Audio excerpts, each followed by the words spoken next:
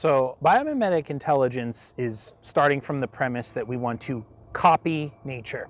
We want to understand how things like real biological neurons process information, how they learn from experience to do complicated things like tasks related to cognitive control. This is one dimension of biomimetic intelligence, and the goal ultimately is to build intelligent machines and computers that emulate the properties of those biological systems that we try to model mathematically, and so that way they can lead to things like artificial general intelligence. A good example is something called active inference. So really what we do in the area of active inference is we build these little process models. They could be built with neurons and synapses, and you could do things like what is known as predictive coding, where you're just basically minimizing prediction error. And ultimately what active inference really tries to do, it says, I want to build an agent built out of these components that learns to explore its environment in an intrinsically curious fashion. So really what you want your agent to do is it says, I have a goal, and I'd like to get to that goal because it makes me feel good, or it provides me with a good reward signal. And along the way, I have to understand my world so that way I can achieve that goal in a more realistic and efficient fashion. And so you need to learn things about your world, you need to play with your world, you need to discover dimensions of it. And so I think active inference is a nice little framework that kind of captures lots of ways that you could go about building it, but they're basically building these little biological agents made of neurons that do, like I said, balance intrinsic curiosity with goal-directed behavior. One of the best ways to use active inference would be in neuro-robotics. So neuro-robotics specifically requires you to do your learning, your inference, all within the actual robotic hardware.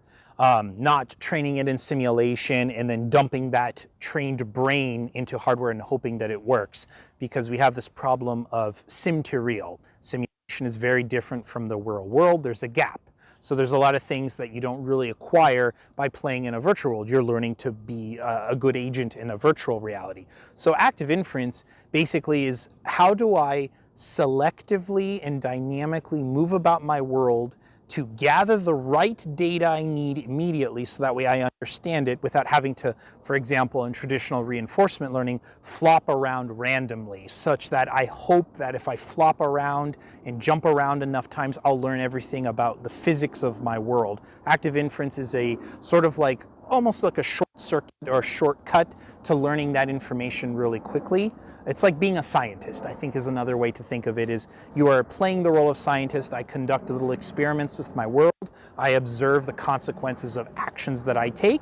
I learn quickly from those experiences, so that way I can then learn to take the actions that best serve the goals I want. So robotics is great because you don't want to break the robotic hardware. It's usually very expensive to get robots.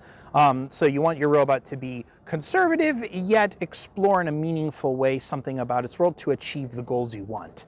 I think this is also useful because the other dimension to active inference-oriented neurorobotics is interacting with other human agents, other human individuals. You want it to sort of understand that these are other agents in the environment and needs to learn to interact with them in a dynamic and efficient way, and understand their behavior within the robot. The idea is we don't want to kind of rip out this brain and train it offline. Active inference is kind of like the high-level bird's eye view framework of how to build this. Predictive coding is zooming in and saying, okay, what do those neurons and the synapses look like inside that brain that we are constructing that learns to interact with our environment? And so predictive coding kind of gives you an alternative to the way deep learning and generative pre-trained transformers is done today, which is you construct a long chain of neurons connected by synapses. We run data from the beginning of this network through to the output, compute some cost function, take derivatives of it, and go backwards. That's not very biologically plausible. It's also not very efficient from an energy point of view, from a computational speed point of view. We humans and other biological organisms are pretty fast when we learn and adapt to our environment. So predictive coding comes up with a way to construct an efficient learning algorithm that doesn't require that locked back and forth that I was just explaining and backpropagation. It gives you a quick way to adapt the synapses that connect these neurons.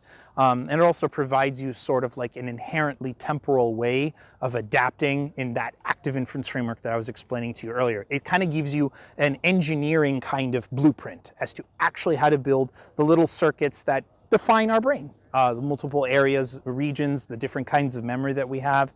And they sort of give you a chance to emulate that in an efficient way.